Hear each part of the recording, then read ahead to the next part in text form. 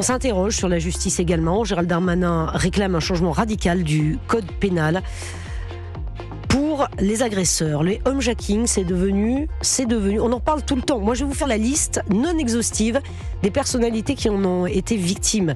Il y a Vita, il y a Cyril Lignac, il y a Jean-Luc Reichmann également, il y a Anne-Sophie Lapix aussi qui avait une tentative de homejacking, mais pas que les personnalités. Philippe Jean-Louis, bonsoir. Bonsoir. Merci d'être avec nous dans ce studio. Votre famille a été victime d'un très violent homejacking. Ça s'est passé il y a une semaine, dans la nuit de samedi à dimanche dernier, à Paris. Oui. Racontez-nous d'abord comment ça s'est passé, parce que je crois que ce homejacking s'est produit en pleine nuit. 3h du matin, ma femme, sa fille, notre fille, puisque je considère ma belle-fille comme ma fille, une amie de ma fille, les deux 15 ans, tout le monde dort. 3h du matin, des deux individus commencent à taper dans la porte. Ça ne réveille personne. Tout le monde intègre ça, a priori, dans la maison avec un petit peu de recul, dans un rêve. Tiens, ça tambourine. C'est peut-être des explosions dues au match. Voilà. Les gens qui fêtent, qui cassent des voitures, peut-être que ça explose, voilà. Et à un moment donné, on a une plus grande fille et on se dit, ma femme se dit, peut-être que c'est elle qui a du mal à ouvrir la porte. Je vais aller voir.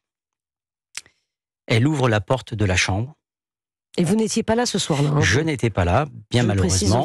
Oui, bien malheureusement, ni nos chiens, ni moi. Et elle ouvre la porte et elle se retrouve face à deux individus cagoulés. Elle se met directement à hurler pour réveiller nos filles, les filles qui dorment.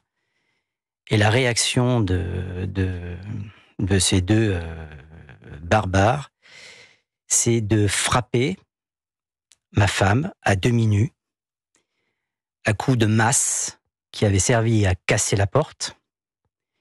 Mais ça ne suffisait pas. Elle a pris une volée de coups de poing au visage, derrière la tête, sur les côtés. Elle est tombée dans son lit. Là-dessus, ils se sont engouffrés dans la chambre. Il y avait des bijoux dans la salle de bain. Ils ont raflé tout ce qu'ils pouvaient. Pendant qu'elle recevait des coups, elle hurlait en demandant d'arrêter puisqu'elle avait mal. Je suis désolé parce que ça me remonte en fait. Les deux filles ont été réveillées par les hurlements de douleur de ma femme. Et elles ont eu le réflexe, je ne sais pas comment, à 15 ans, d'appeler la police. Alors, elles se sont mélangées les pinceaux, elles ont appelé les pompiers, le 15, enfin bon. C'est le 17, la police. Il faut vraiment que tout le monde enregistre le 17. Il faut vraiment le dire aux enfants.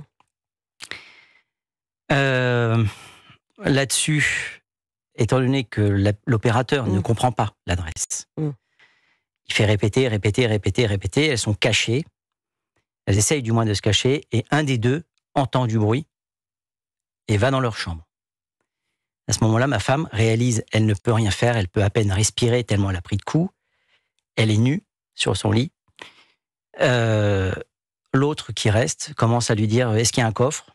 Évidemment, elle réfléchit pas, elle dit oui.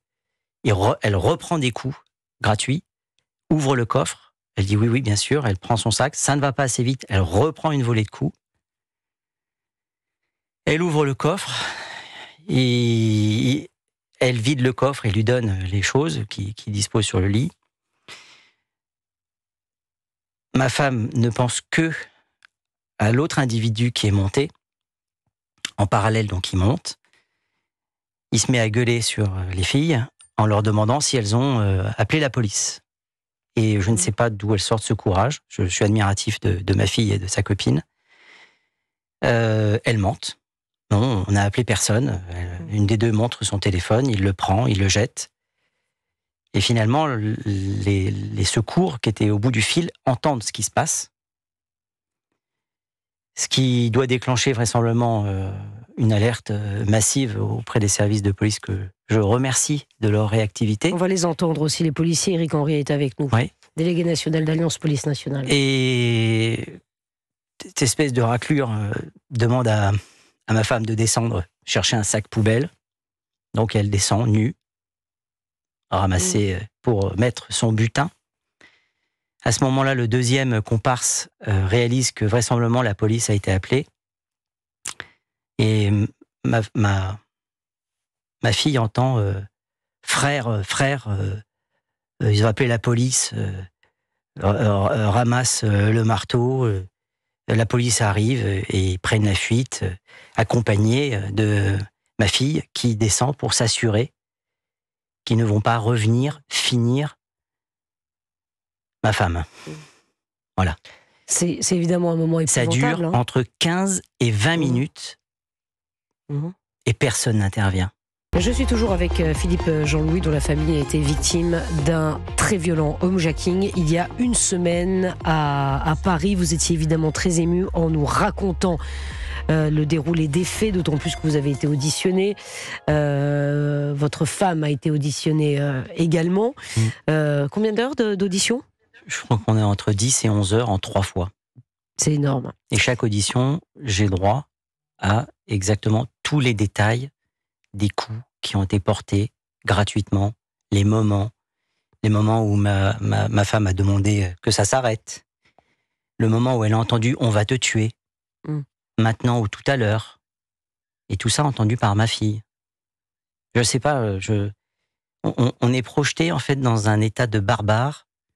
Je pensais vivre dans une cité au sens noble, et en fait je vis entouré de barbares, seul, en pleine nuit. Ma femme se fait agresser et personne ne réagit. Personne, aucun voisin.